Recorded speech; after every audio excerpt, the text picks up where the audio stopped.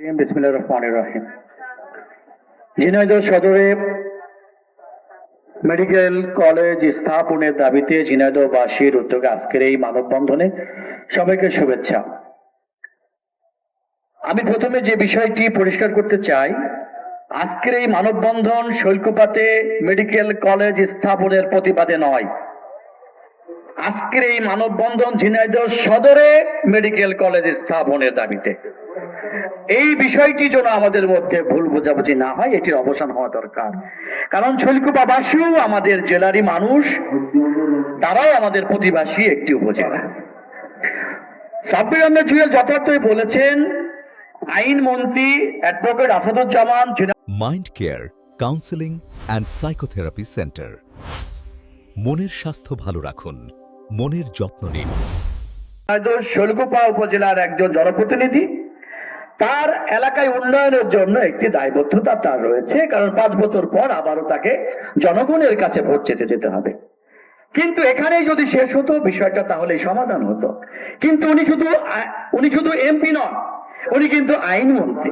যখন একজন মন্ত্রী হন তখন কিন্তু একটি উপজেলার মধ্যে প্রতিনিধিত্ব করেন না, উনি জেলাবাসীর প্রতিনিধিত্ব করেন, উনি সারা বাংলাদেশের প্রতিনিধিত্ব করেন। দাবিটা কিন্তু এইখানেই ওনার কাছে। কাজেই এটি যৌক্তিক, এটি আমাদের কোনো দয়া নয়, এটি আমাদের অধিকার। আমরা দয়া ভিক্ষা চাচ্ছি না, আমরা আমাদের ন্যায্য অধিকার, সংখ্যাগরিষ্ঠ বসবাসকারীদের যে ন্যায্য অধিকার, সেই দাবিতেই কিন্তু আমরা এখানে দাঁড়িয়েছি। আরেকটি বিষয় জুয়েল বলে গেছেন, ঝিনাইদহে মেডিকেল কলেজ স্থাপনের যতগুলো অবকাঠামো দরকার, প্রত্যেকটি অবকাঠামোই মুক্তিযুদ্ধ মশিউর রহমান কিন্তু এখানে স্থাপন করেছেন। শুধু বাকি ছিল মেডিকেল কলেজ। তাহলে আমার প্রশ্ন, সেই মেডিকেল কলেজটি কেন শৈলকুপায় হবে?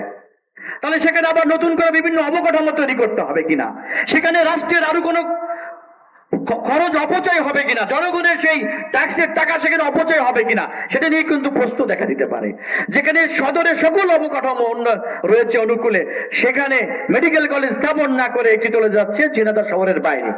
পাশাপাশি কুষ্টিয়াতে মেডিকেল কলেজ আছে, শৈলকুপার যে জায়গাটিতে কলেজ হচ্ছে তার কিছু দূর পরেই তো কুষ্টিয়া।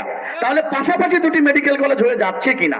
যদি তাই হয় তাহলে শুধু ঝিনাইদহবাসী নয়, ঝিনাইদহের 5টি উপজেলা নয়, এখানে চুয়াডাঙ্গা মেহেরপুরের যারা বাসিন্দা তারাও তো বঞ্চিত হবে।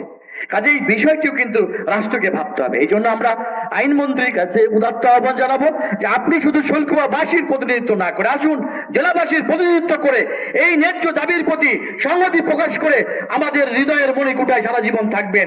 এই প্রতিশ্রুতি জানিয়ে, এই উদাত্ত আহ্বান জানিয়ে স্বাস্থ্যমন্ত্রী সহ মাননীয় প্রধানমন্ত্রীর প্রতি জেলাবাসীর পক্ষ থেকে উদাত্ত আহ্বান জানিয়ে আমি আমার বক্তব্য শেষ করছি। আসসালামু আলাইকুম।